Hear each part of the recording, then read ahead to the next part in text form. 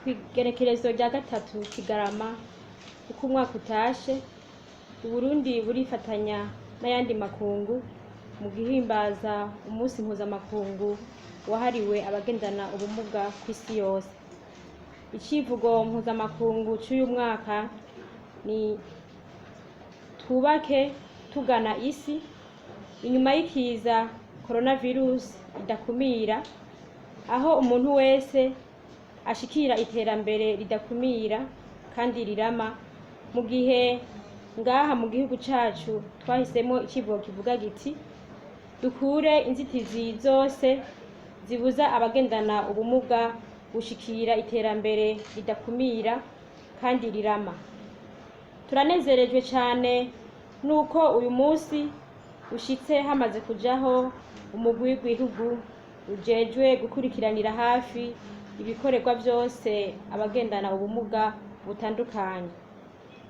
Naho hariko harakorwa byinshi, aha twovuga nko kugorora no kuronsa abagendana ubumuga ibikoresho byo kwiyunguruza, ukubigisha imyuga itandukanye no kubaronsa ibikoresho bijanye n'imyuga bize, gushigikira ibigo n'amashirahamwe by'abagendana ubumuga mu kubaronsa uburyo bujanye no gushira mu ngiro imigambi yo kwiteza imbere, itanguzwa ry'inyigisho zidakumira abagendana ubumuga ku mashure amwe n'ibindi.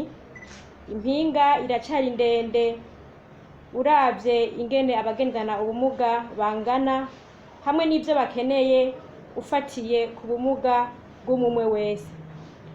Aha rero vyaba ibisata vya leta ndetse n'abo bose bajejwe iterambere ry'abenegihugu, abikorera utwabo n'abenegihugu badasigaye inyuma, umwe wese mu bimuraba dusabwa gushira ingufu hamwe kugira ngo dushire mu ngiro ya politike n'indinganizo y'ibikorwa twavuze aho hejuru, biciye ubwa mbere mu kwerekana urupapuro rw'inzira duhurijeko. Imbere yo gusozera, twashaka twongere dushimire abantu bose, ibigo byose n'amashirahamwe atandukanye bitanga batiziganya mu gushigikira bene wacu bagendana ubumuga, dusaba n'abandi bose gufatira kuri ako karorero keza.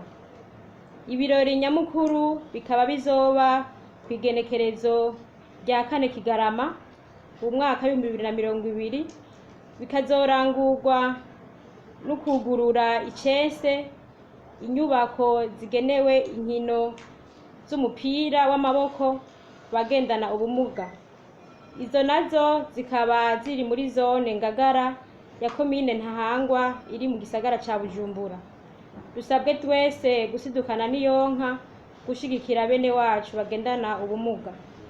Ku bagendana ubumuga aho baherereye bose turabifurije umunsi mukuru mwiza.